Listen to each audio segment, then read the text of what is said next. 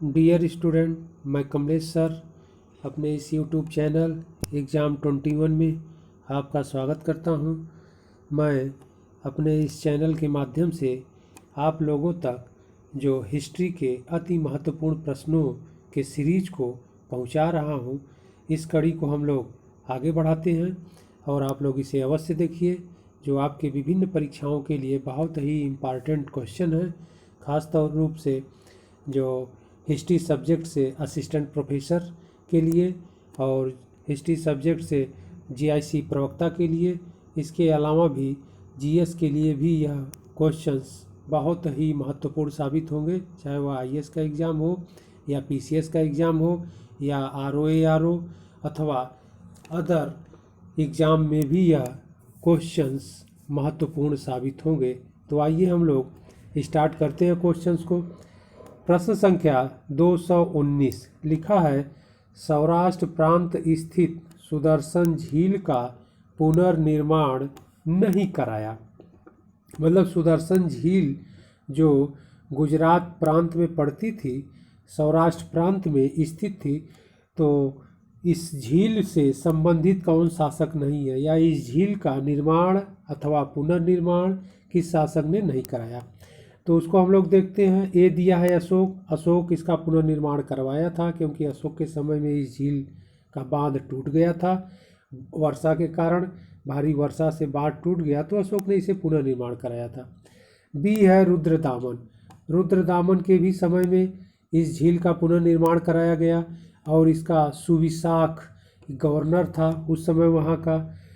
और सी है समुद्रगुप्त हरिसेन, तो समुद्रगुप्त इससे संबंधित नहीं है। डी है स्कंदगुप्त गुप्त शासक है, इसका गवर्नर पर्णदत्त था। इसके समय में भी, स्कंदगुप्त के भी समय में इस झील का पुनर्निर्माण हुआ था। तो इसका सही आंसर होगा सी समुद्रगुप्त इससे संबंधित नहीं होगा। अगले प्रश्न की ओर आगे हम लोग बढ़ते हैं। अगला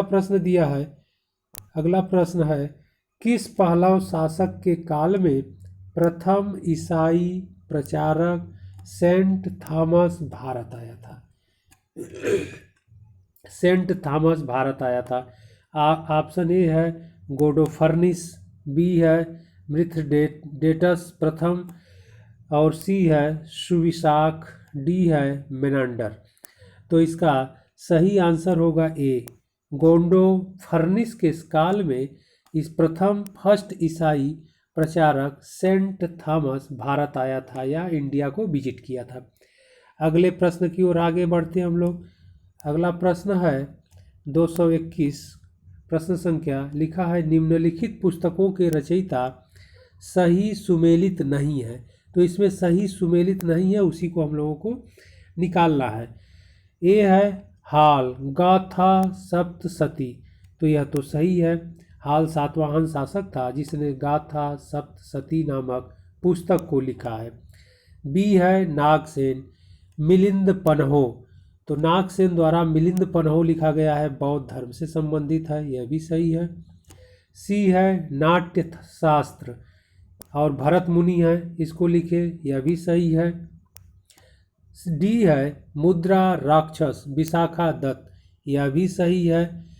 और यफ है कल्पसूत्र भद्रबाहु, जैन धर्म से संबंधित थे भद्रबाहु साहब, कल्पसूत्र की रचना किए, यह भी सही है। तो इसमें ई जो है सही नहीं होगा, क्योंकि बृहत कथा कातंत्र द्वारा लिखा गया, यही गलत है। अगले प्रश्न की ओर आगे बढ़ते हम लोग।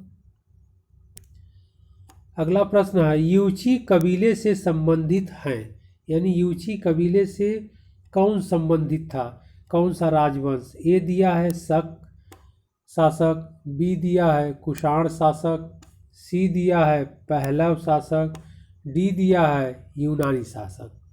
तो इसका सही आंसर होगा कुषाण।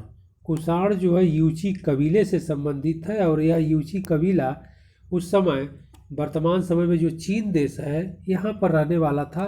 और तो कुषाण जो है चीन के रहने वाले थे, वर्तमान प्रेजेंट टाइम में जो देश चीन है कंट्री, वहाँ के रहने वाले थे। और भारत उत्तर पश्चिम क्षेत्रों से होकर के आए थे, यानी अफगानिस्तान, पाकिस्तान तब भारत में प्रवेश किए थे और यह यूची कबीले के थे।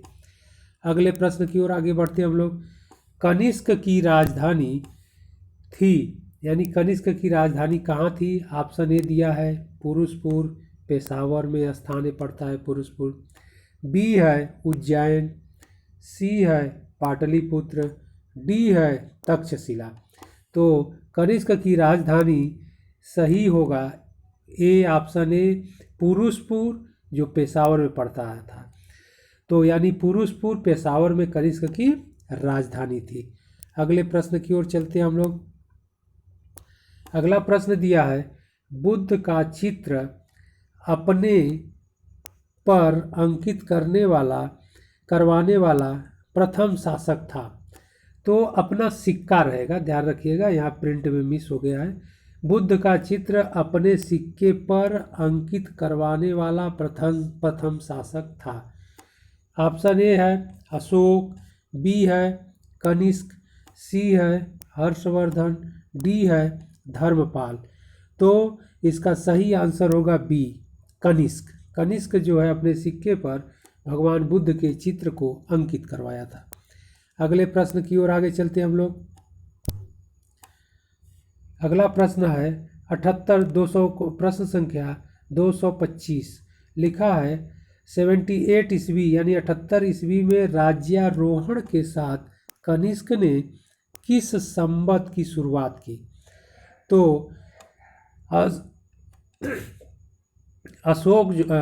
कनिष्क जो है 78 ईस्वी में राज्यारोहण जब किया तो उस समय कौन सा संवत प्रारंभ किया या शुरुआत किया? ऑप्शन ए है विक्रम संवत, ऑप्शन बी है गुप्त संवत, ऑप्शन सी है शक संवत, ऑप्शन डी है कनिष्क संवत। तो इसका सही आंसर होगा शक संवत। कनिष्क राज्यारोहण के समय 78 ईस्वी में शक संवत प्रारंभ किया। और आप लोग जानते ही होंगे विक्रम संवत 57 ईसा पूर्व यानी बीसी में चलाया गया। यह मालवा पर एक राजा शासन करता था, वो जिसके सिक्का मिला है, चांदी का एक सिक्का मिला है, उस पर इसकी उपाधि विक्रमादित्य मिलती है और एक तरफ उस पर संवत खुदा है 57 बीसी यानी ईसा पूर्व। तो वह मालवा का राजा था जो विक्रम संवत चलाया था।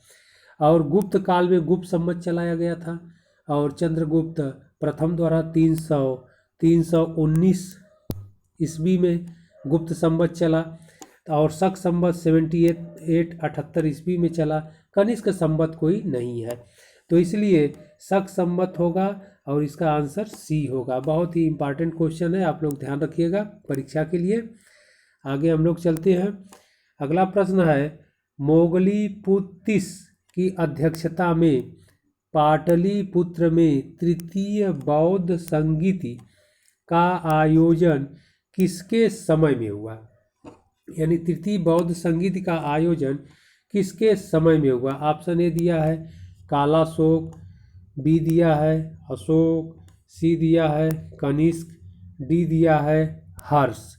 तो इसका सही आंसर होगा बी, अशोक के समय में 251 ईसा पूर्व में पाटलिपुत्र में मोगलीपुत्तिस की अध्यक्षता में तृतीय बौद्ध संगीति का आयोजन किया गया।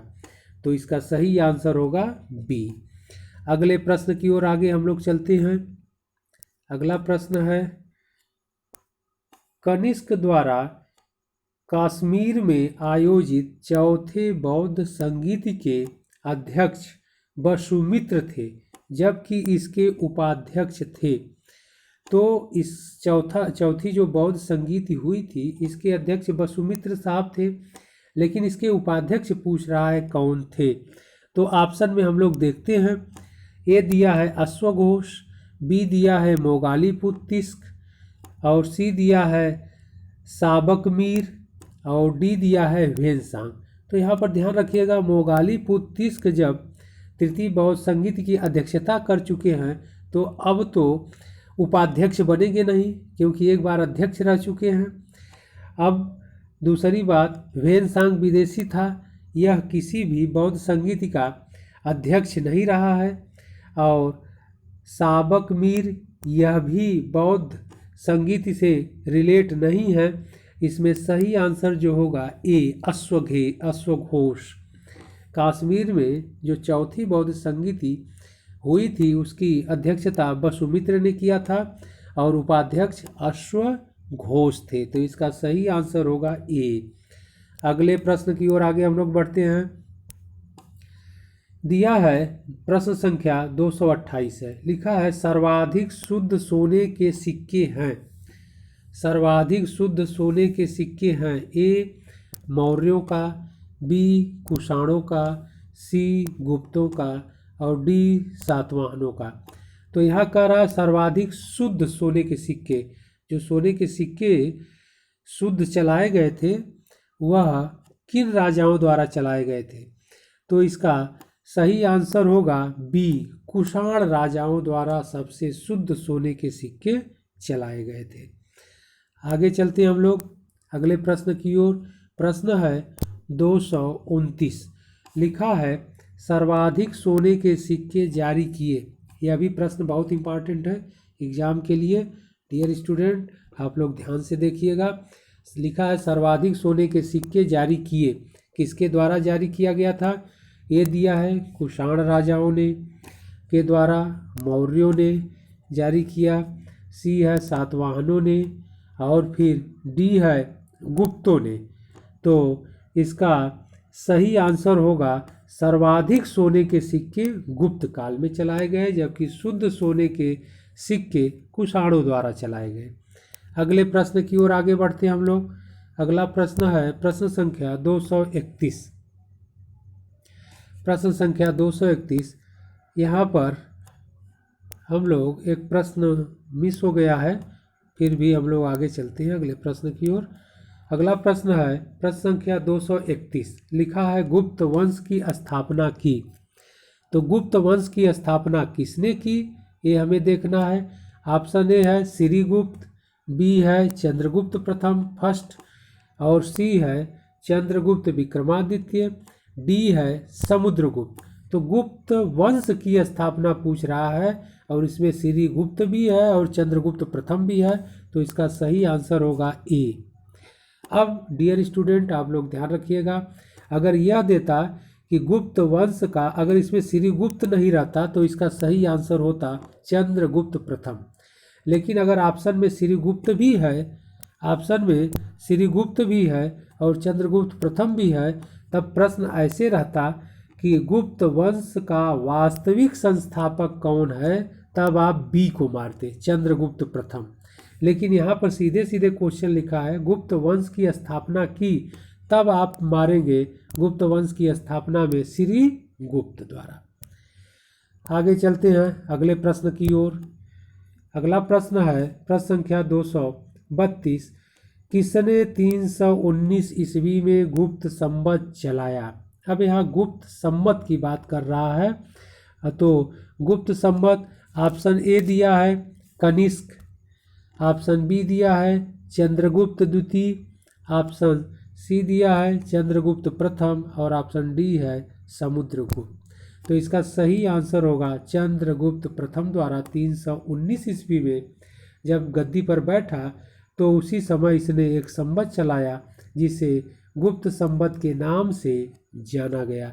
यानी 319 गुप्त संवत में यह गुप्त साम्राज्य की स्थापना हुई। आगे हम लोग बढ़ते हैं। अगला प्रश्न है लिच्छवी राजकुमारी कुमार देवी के साथ विवाह किया। तो कौन राजा किया था लिच्छवी राजकुमारी के साथ? ए दिया है बिंबिसार ने, बी दिया है चंद्रगुप्त प्रथम ने, सी दिया है समुद्रगुप्त ने, डी दिया है चंद्रगुप्त द्वितीय ने। तो इसमें सही आंसर होगा बी, चंद्रगुप्त प्रथम ने राजकुमारी कुमार देवी जो लिच्छवी राजकुमारी थी उनसे विवाह किया था। अगले प्रश्न की ओर चलते हैं हम लोग। प्रश्न संख्या 234। लिखा है किस ग्रंथ के रचनाकार सही सुमेलित नहीं है। यानी किस ग्रंथ के रचनाकार सही सुमेलित नहीं है। ऑप्शन ए दिया है भास, स्वप्न वासव दत्ता। ठीक है, इसके बाद है बी, ऑप्शन बी है शूद्रक मृच्छ कटिकम। सी है वराहमिहिर बृहत संहिता। और डी है आर्यभट्ट चंद्र व्याकरण। आर्यभट्ट जो डी है चंद्र व्याकरण दिया है, तो यह सही नहीं है। आर्यभट्ट ने चंद्र व्याकरण नामक कोई बुक या पुस्तक नहीं लिखी है या कोई रचना नहीं की है, जबकि भास स्वप्न वासव दत्ता लिखे हैं। शूद्रक की मृच्छ कटिकम है पुस्तक है, वराहमिहिर की बृहत संहिता है। तो इसका सही आंसर होगा डी। अगले प्रश्न की ओर आगे बढ़ते हैं हम लोग। अगला प्रश्न है 200, प्रश्न संख्या 235। लिखा है स्मिथ ने किसे भारत का नेपोलियन कहा। स्मिथ ने किसे भारत का नेपोलियन कहा। आप लोगों को पूरा नाम बता देते हैं। इनका पूरा नाम है V.A. स्मिथ। तो V.A. स्मिथ ने किसे भारत का नेपोलियन कहा। ऑप्शन ए है चंद्रगुप्त मौर्य को, ऑप्शन बी है समुद्रगुप्त को, ऑप्शन सी है चंद्रगुप्त विक्रमादित्य को, ऑप्शन डी है अशोक को। तो इसका ऑप्शन हम लोग देखते हैं कि सही क्या होगा। स्मिथ ने किसे भारत का नेपोलियन कहा है, तो इसका सही आंसर होगा बी, समुद्रगुप्त को वह भारत का नेपोलियन कहा है। अगले प्रश्न की ओर आगे बढ़ते हैं हम लोग। प्रश्न संख्या 236। लिखा है प्रयाग प्रशस्ति में किस शासक के विजयों का वर्णन है। प्रयाग प्रशस्ति में किस शासक के विजयों का वर्णन है। ऑप्शन ए है अशोक, ऑप्शन बी है समुद्रगुप्त, ऑप्शन सी है चंद्रगुप्त द्वितीय और ऑप्शन डी है यशोवर्मन। तो प्रयाग प्रशस्ति में किस राजा के विजयों का उल्लेख है। तो प्रयाग प्रशस्ति समुद्रगुप्त से संबंधित है और समुद्रगुप्त द्वारा उत्तर भारत और दक्षिण भारत में किए गए विजयों का उल्लेख किया गया है। तो प्रयाग प्रशस्ति समुद्रगुप्त से संबंधित है। इसका सही आंसर होगा बी। आगे हम लोग बढ़ते हैं। प्रश्न संख्या 237। लिखा है निम्नलिखित में सही सुमेलित है। निम्नलिखित में सही सुमेलित है। ऑप्शन ए दिया है समुद्रगुप्त का प्रयाग प्रशस्ति लेख हरिसेन, बी दिया है कुमारगुप्त का मंदसौर अभिलेख, सी दिया है चंद्रगुप्त द्वितीय का उदयगिरी लेख वीर सेन साव और डी दिया है उपरोक्त सभी। तो यहाँ पर ध्यान रखना है समुद्रगुप्त का प्रयाग प्रशस्ति लेख है सही है और हरिसेन द्वारा लिखा गया है, यह भी सही है। बी है कुमारगुप्त का मंदसौर अभिलेख, यह भी सही है। मंदसौर डियर स्टूडेंट वर्तमान में मध्य प्रदेश में पड़ता है। और सी है चंद्रगुप्त द्वितीय का उदयगिरी लेख, उसके समय में सेनापति वीर सेन साव का उल्लेख है। तो इसका आंसर सही होगा डी। इसका सही आंसर होगा डी, उपरोक्त सभी सही है। समुद्रगुप्त का प्रयाग प्रशस्ति लेख, कुमारगुप्त का मंदसौर, चंद्रगुप्त द्वितीय का उदयगिरी लेख। अगले प्रश्न की ओर चलते हैं हम लोग। प्रश्न है 238। लिखा है समुद्रगुप्त के विषय में सही नहीं है। ए है अश्वमेध यज्ञ किया, बी है कविराज तथा लिच्छवी दौहित की उपाधि धारण किया, सी है नालंदा विश्वविद्यालय की स्थापना किया, डी है सिक्कों पर वीणा वादन करते दिखाया गया है। तो वीणा वादन करते दिखाया गया है, तो हम लोग देखते हैं कि इसमें सही क्या नहीं है। सही क्या नहीं है। ऑप्शन ए अश्वमेध यज्ञ यह सही है, बी कविराज तथा लिच्छवी दौहित की उपाधि धारण किया यह भी सही है और डी दिया है सिक्कों पर वीणा वादन करते दिखाया गया है, यह भी सही है। अब यहाँ पर सी जो है सही नहीं होगा। क्यों? क्योंकि नालंदा विश्वविद्यालय यानी नालंदा यूनिवर्सिटी की स्थापना समुद्रगुप्त द्वारा नहीं किया गया अपितु कुमारगुप्त ने करवाया या कुमारगुप्त के समय में किया गया या कुमारगुप्त द्वारा करवाया। तो इसका सही आंसर होगा सी। इसका सही आंसर सी होगा, ध्यान रखिएगा आप लोग। अगले प्रश्न की ओर हम लोग चलते हैं। प्रश्न लास्ट क्वेश्चन है 239। लिखा है श्रीलंका का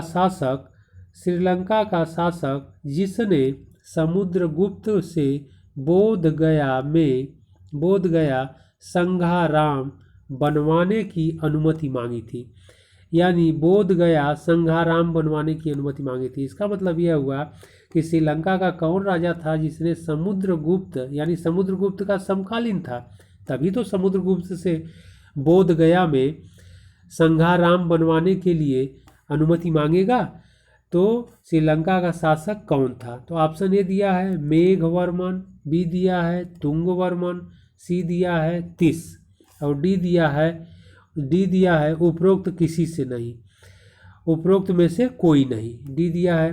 तो इसका सही आंसर होगा मेघवर्मन, यानी समुद्रगुप्त का समकालीन राजा श्रीलंका का मेघवर्मन था, जिसने समुद्रगुप्त से बोधगया में संघाराम बनवाने की अनुमति मांगी थी। यानी मेघवर्मन बौद्ध धर्मावलंबी था और बौद्ध संघ के लिए यहाँ पर एक स्तूप बनवाने की अनुमति समुद्रगुप्त से मांगा और समुद्रगुप्त ने उसे अनुमति प्रदान कर दिया। तो डियर स्टूडेंट, यह क्वेश्चंस हैं, आप इनको अवश्य देखिएगा और अपने फ्रेंड्स को भी शेयर करिएगा। आप चैनल को अवश्य सब्सक्राइब कर दीजिएगा, क्योंकि मैं प्रतिदिन आप लोगों को वीडियो उपलब्ध कराता रहूँगा जिसकी जानकारी आपको मिलती रहेगी। और फिर हम यूपी स्पेशल, पॉलिटी के क्वेश्चंस, ज्योग्राफी के क्वेश्चंस, इसी तरह UP special question, Uttar Pradesh से संबंधित महत्वपूर्ण प्रश्नों की जो सीरीज है, श्रृंखला, आप लोगों को देते रहेंगे, जिससे आपको परीक्षा में बहुत ही लाभदायक साबित होगा। तो धन्यवाद। आगे फिर हम लोग मिलेंगे अगले सीरीज में।